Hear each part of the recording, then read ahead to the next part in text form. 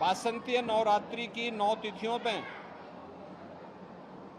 जगत जननी मां भगवती के 9 अलग अलग रूपों का दर्शन करने के उपरांत पूजा और अनुष्ठान संपन्न होने के साथ ही 9वीं तिथि पर मर्यादा पुरुषोत्तम भगवान श्री राम का जन्मोत्सव का कार्यक्रम भी अभी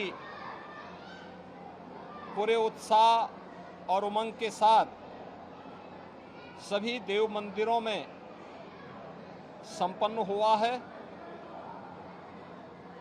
आज प्रदेश के अंदर अलग अलग स्थलों पर अयोध्या में श्री राम जन्मोत्सव का कार्यक्रम पूरी भव्यता के साथ लाखों की संख्या में श्रद्धालुओं की उपस्थिति में संपन्न हुआ है। हर देव मंदिर में अयोध्या धाम में काफी उत्साह है, काफी उमंग है। कल से लेकर के अब तक 15 लाख से अधिक श्रद्धालु अब तक अयोध्या धाम पे पहुंचा है। ब्रह्म मुहूर्त से ही वहां पे पवित्र सरयू नदी में स्नान करने के बाद श्री हनुमानगढ़ी और राम जन्मभूमि के साथ साथ सभी पवित्र स्थलों में दर्शन के बाद श्री राम जन्मोत्सव के कार्यक्रम के साथ शामिल हो रहा है। तो प्रदेश भर के सभी शक्ति पीठों में भी इस अवसर पर जगत जननी मां भगवती के सिद्धिदात्री स्वरूप का दर्शन करने के लिए लाखों की संख्या में श्रद्धालुजन उमड़े हुए हैं। राज्य सरकार ने एक और यह व्यवस्था सुनिश्चित की है कि वासंतीय नवरात्रि के अवसर पर देव मंदिरों में दुर्गा सप्तशती का पाठ और रामनवमी के अवसर पर अखंड रामायण का पाठ हो। ये सभी जनपदों में आयोजित हुआ है। सभी जनपदों में यह कार्यक्रम सुचारू रूप से संपन्न होने के साथ ही श्रद्धालुजनों की सुविधा और उनकी सुरक्षा की भी पुख्ता व्यवस्था की गई है।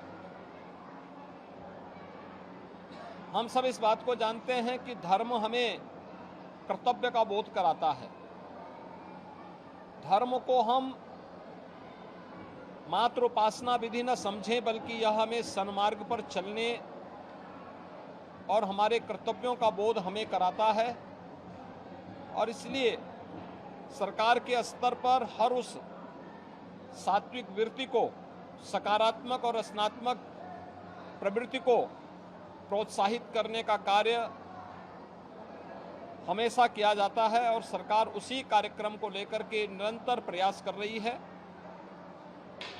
मुझे प्रसन्नता है कि नवरात्रि के कार्यक्रम पूरे प्रदेश भर में पूरे उत्साह और उमंग के साथ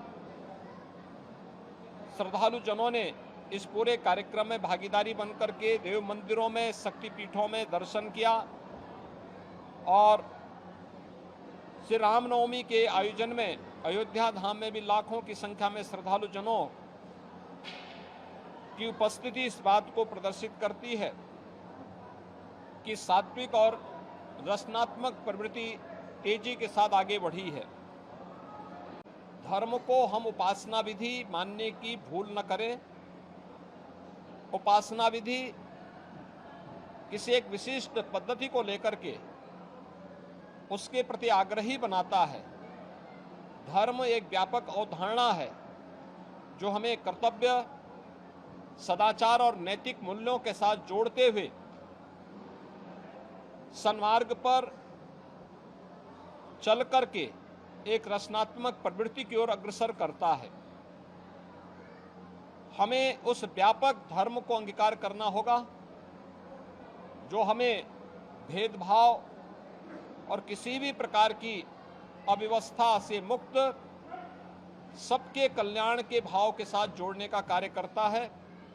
जो भारतीय मनीषा का रहा है, G20 के देशों की अध्यक्षता करते हुए भारत ने थीम दुनिया को दिया है और दुनिया को दी जाने वाली ये थीम जो वसुधैव कुटुंबकम की है, यह उसी का उदाहरण है। आज रामनवमी के इस अवसर पर मैं सभी श्रद्धालुजनों को एक बार फिर से पूरे प्रदेश वासियों को हृदय से बधाई देता हूं। जगत जननी मां भगवती, आदिशक्ति मां भगवती दुर्गा से और मर्यादा पुरुषोत्तम भगवान श्री राम से ही प्रार्थना करता हूं कि पूरे प्रदेश वासियों के जीवन में सुखमय समृद्धिमय बने, इसकी प्रार्थना करते हुए अपनी शुभकामनाएं पूरे प्रदेश वासियों के प्रति व्यक्त करता हूं। धन्यवाद।